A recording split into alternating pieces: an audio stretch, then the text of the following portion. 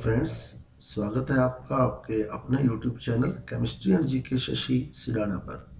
साथियों, रीट एग्ज़ाम 2021 के लिए हमारी जो टेस्ट सीरीज चल रही है साइंस और मैथ की, जिसमें हम आज साइंस टेस्ट सीरीज का अंतिम व मेजर टेस्ट जो है वो लेने जा रहे हैं। REET test series science major test जो कि आज आपका लिया जा रहा है। इस मेजर टेस्ट में मैंने टोटल 40 क्वेश्चन रखे हैं और क्वेश्चन शुरू करने से पहले आपको बता दूं, 40 क्वेश्चन को आपने प्रत्येक क्वेश्चन अपनी आंसर शीट इस प्रकार से तैयार करनी है कि प्रत्येक रो में 5-5 क्वेश्चन आपने सोल्व करने हैं और उसे हमारे मोबाइल नंबर आंसर फिल करने के बाद हमारे मोबाइल नंबर 9928782905 पर व्हाट्सएप करना है। साथियों, तो सभी स्टूडेंट्स जो भी मेरे साथ जुड़े हुए हैं, जो भी ये वीडियो देख रहे हैं, उन सभी को रीट एग्जाम के लिए बेस्ट ऑफ लक। यदि अभी तक आपने हमारे चैनल को सब्सक्राइब नहीं किया तो सबसे पहले आप हमारे चैनल को सब्सक्राइब कर दें, क्योंकि हमारे यूट्यूब चैनल पर आपके कॉम्पिटिटिव एग्जाम से रिलेटेड काफ़ी मटेरियल जो है वो अपलोड कर दिया गया है और रिमेनिंग मटेरियल भी बहुत जल्द अपलोड कर दिया जाएगा। बड़ी मुश्किल से 2 या 4 यूनिटें पेंडिंग होगी जो मेरे द्वारा अपलोड की जानी है, बाकी ज़्यादातर पार्ट मेरे द्वारा अपलोड कर दिया गया है। तो आप सब्सक्राइब कर दें हमारे यूट्यूब चैनल को, साथ ही साथ बेल आइकन का बटन भी ऑन कर दें ताकि आने वाला वीडियो जो है वो आपको नोटिफिकेशन बॉक्स में दिख सके। तो साथियों, मूव करते हैं हम हमारे आज के टेस्ट की ओर। तो आज के टेस्ट में जो आपका पहला क्वेश्चन है, ठोस पदार्थों का वह गुण जिसमें ठोस पदार्थ बिना द्रव में बदले सीधे गैसीय अवस्था में परिवर्तित हो जाता है, उसे कहते हैं। दूसरा क्वेश्चन, 0.75 किलोग्राम द्रव्यमान का एक पिंड छत से टंगी डोरी से लटका हुआ है, तो डोरी द्वारा पिंड पर कितना बल लगेगा?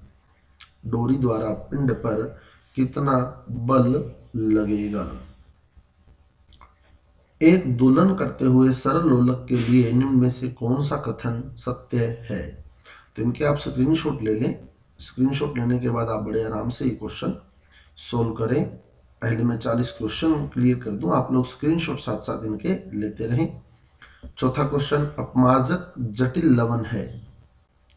पांचवा क्वेश्चन, 1 जूल तुल्य होता है।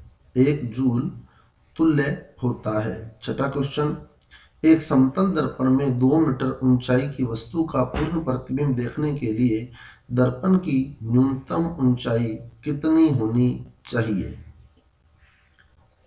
सातवां क्वेश्चन, ध्वनि का संचरण होता है। आठवां क्वेश्चन, निम्नलिखित में से कौन सी हरित गृह गैस है?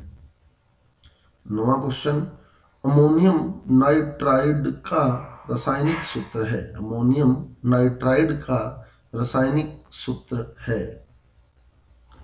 10वां क्वेश्चन, कृत्रिम रेशा डैक्रोन बनाने में प्रयुक्त एकलक हैं। 11वां क्वेश्चन, निम्नलिखित रासायनिक अभिक्रिया के उत्पाद लिखिए जिसमें FeSO4.7H2O को गर्म किया गया है, M बना है, M को गर्म किया गया है तो XYZ बना है।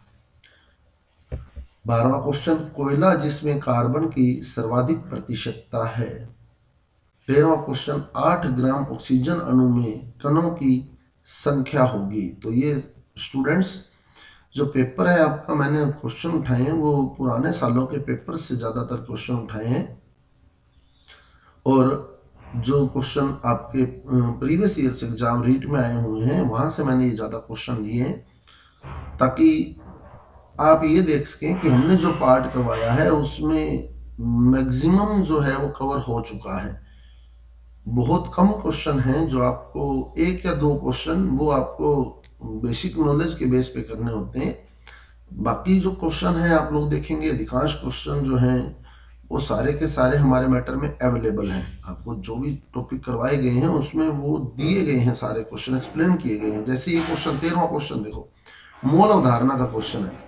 जब मैंने मोल अवधारणा करवाई थी तो बहुत से मेरे पास कॉल भी आए थे कि सर ये मोल अवधारणा जो है ये रीट का पार्ट नहीं है, रीट के सिलेबस में मोल कॉन्सेप्ट को नहीं दिया गया है।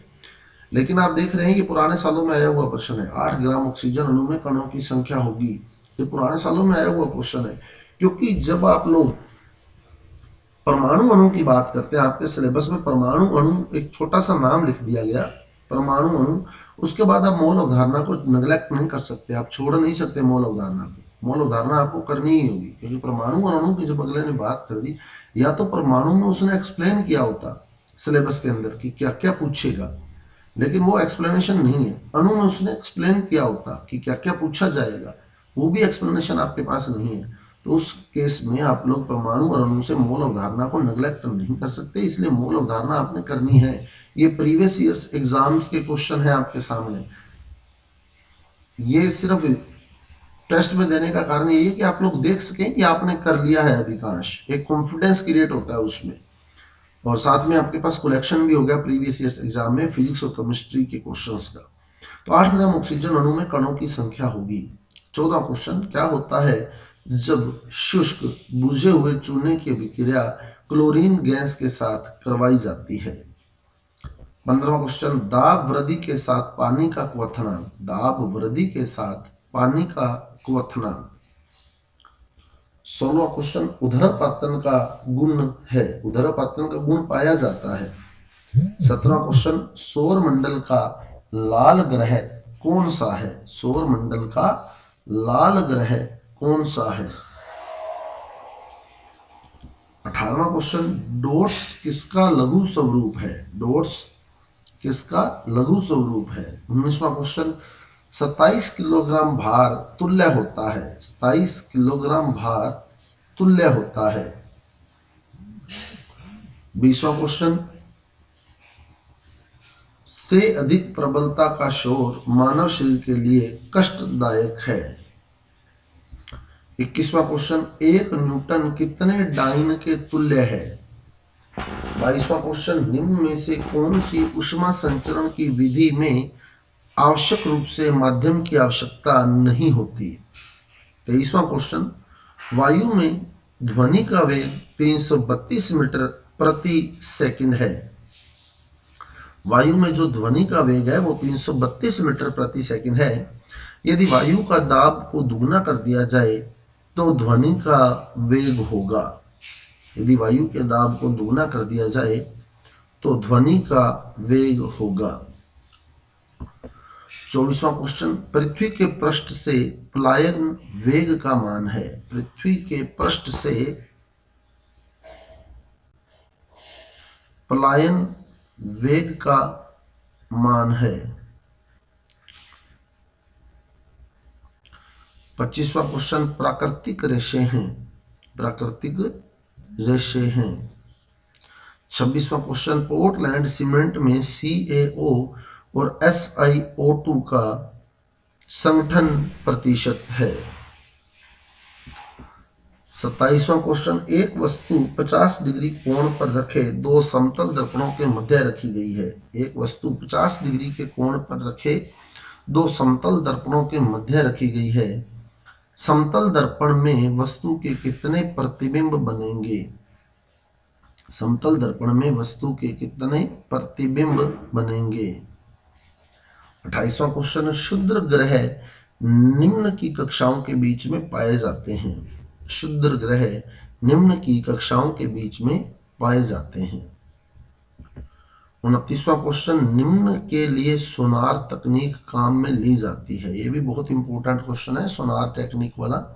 निम्न के लिए सोनार तकनीक काम में ली जाती है। 30वां क्वेश्चन, नीचे दी गई अभिक्रिया के संदर्भ में कौन सा कथन असत्य है। तो 4 कथन आपको दिए गए हैं। सीसा अपचयित हो रहा है, कार्बन डाइऑक्साइड उपचयित हो रही है, कार्बन उपचयित हो रहा है और लेड ऑक्साइड अपचयित हो रहा है। इन 4 के बेस पे आपने 4 ऑप्शन आपको दिए गए, कौन से कथन असत्य हैं। पहला व दूसरा, पहला व तीसरा, तीसरा व चौथा, उपरोक्त सभी।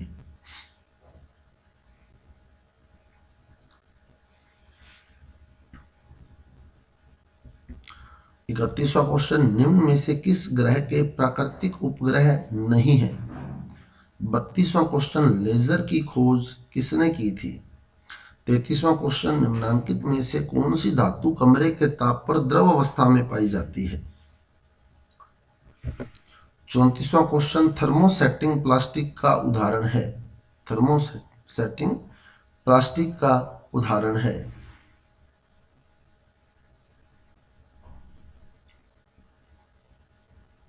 35वां क्वेश्चन, कपास का बहुलक है। कपास का बहुलक है, यानी कपास से जो बहुलक तैयार किया जाता है वो कौन सा बहुलक है? कपास में जो बहुलक पाया जाता है वो कौन सा बहुलक है? 36वां क्वेश्चन, निम्नांकित में से कौन सी गैस पौधा घर प्रभाव के लिए उत्तरदायी है? पौधा घर प्रभाव के लिए उत्तरदायी है। 37वां क्वेश्चन, परमाणु की किसी कक्षा में अधिकतम इलेक्ट्रॉनों की संख्या ज्ञात की जाती है? n बराबर कक्षा की संख्या। 38वां क्वेश्चन, किसी तत्व का परमाणु क्रमांक एवं द्रव्यमान क्रमशः 98 तथा 251 है तो इसमें इलेक्ट्रॉन, प्रोटॉन तथा न्यूट्रॉन की संख्या क्रमशः होगी। परमाणु क्रमांक 98 तथा द्रव्यमान जो है वो 251 है तो इसमें इलेक्ट्रॉन, प्रोटॉन तथा न्यूट्रॉन की संख्या होगी।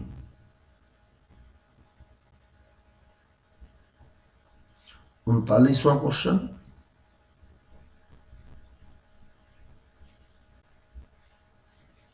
फिल्म एवं नाटक के मंच पर कृत्रिम धुआं अथवा बादल दर्शाने के लिए निम्नांकित में से किसका उपयोग किया जाता है?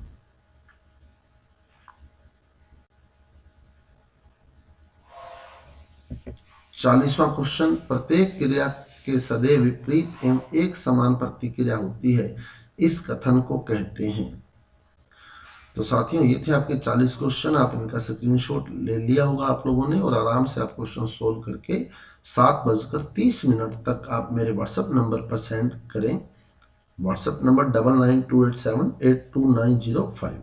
और सभी क्वेश्चन जो है वो रीट के प्रीवियस ईयर्स एग्जाम से लिए गए हैं और आपने देख लिया होगा कि जो आपको मैटर करवाया गया है वो काफी हद तक आपके सिलेबस को कवर कर रहा है। तो वो समीकरणों वाले जो 1-2 क्वेश्चन है, क्योंकि समीकरण अथाह समीकरण है केमिस्ट्री के अंदर, तो हम लोग 10 समीकरण या 15 समीकरण करके नहीं सोच सकते। फिर भी जो इंपॉर्टेंट समीकरण है वो मैं आपको करवाऊंगा। आप लोग निश्चिंत रहें, एक वीडियो में अपलोड कर दूंगा रासायनिक समीकरणों से रिलेटेड।